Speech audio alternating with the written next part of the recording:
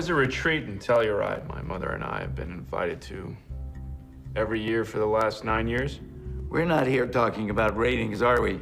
I wonder if what we're about to see has anything to do with why we weren't invited this year. We lost David and Charles.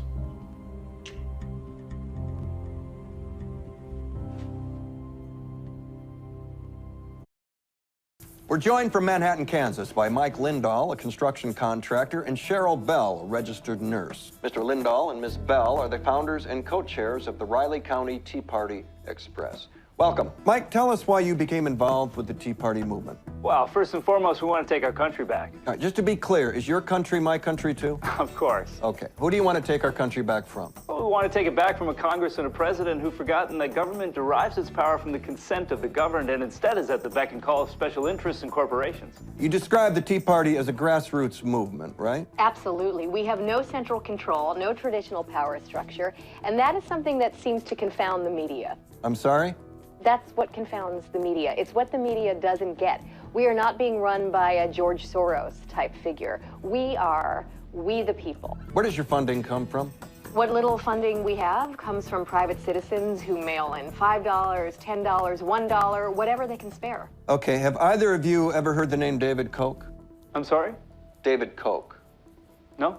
Have you ever heard the name Charles Koch? No? Have you ever heard the name Koch Industries? Are you talking about Coca-Cola? K-O-C-H. Have either of you heard of Koch Industries? No? I think that very soon you will. Koch Industries is the second largest private company in the country, bigger than Coca-Cola. And the Koch brothers' personal wealth of $50 billion is exceeded only by Warren Buffett and Bill Gates, and they could buy and sell George Soros 10 times over. They own dozens of companies and industries, including oil and gas, refining and chemicals, minerals, fertilizer, forestry, polymers, and fibers, and ranching. You two both attended the Texas Defending the American Dream Summit over the July 4th weekend. Today, the voices of average Americans are being drowned out by lobbyists and special interests, but you can do something about it. Yes. That summit was paid for entirely by Americans for Prosperity, AFP, which has two founders, David and Charles Koch.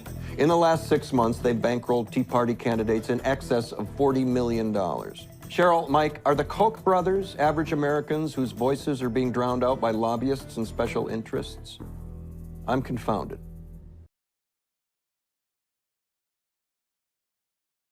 Do not come down on the Kochs without checking upstairs. Do you understand? Get your finger out of my face, Reese. Look. We stand for something. It's a moral obligation. Get used to it.